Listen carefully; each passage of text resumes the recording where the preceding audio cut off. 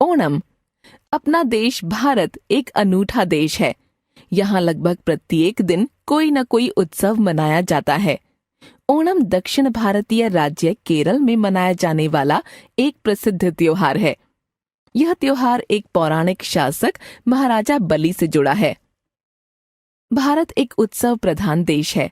इस देश में साल भर त्योहारों की धूम मची रहती है। ये त्योहार हमारे जीवन में आई नीरसता को दूर कर इसे खुशियों से सराबोर कर देते हैं।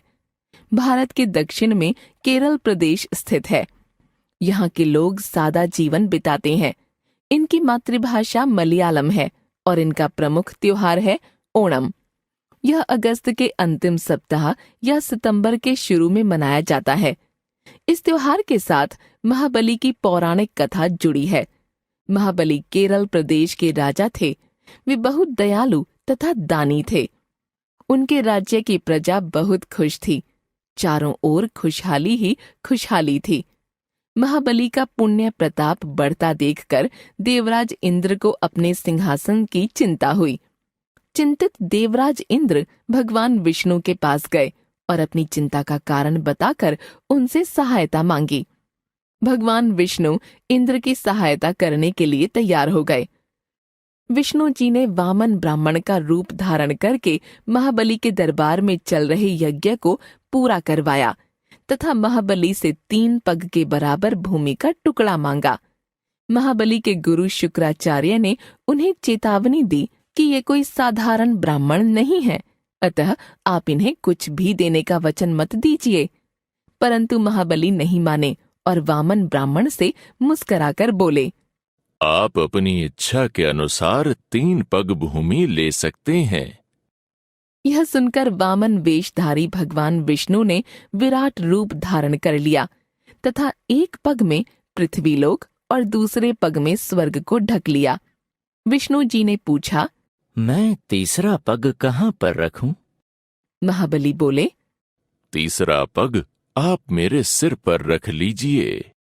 विष्णु जी ने जैसे ही अपना पैर महाबली के सिर पर रखा, वे पाताल लोक में जा पहुंचे। विष्णु जी ने उन्हें पाताल का राज्य दे दिया और बोले, मैं तुम्हारी भक्ति से खुश हुआ, अतः कोई एक वरदान मांग सकते हो। महाबली ने विष्णु जी से कहा, आप मुझे हर साल मेरी प्रजा से मिलने की आज्ञा दे दीजिए। विष्णु ने उनकी प्रार्थना स्वीकार कर ली।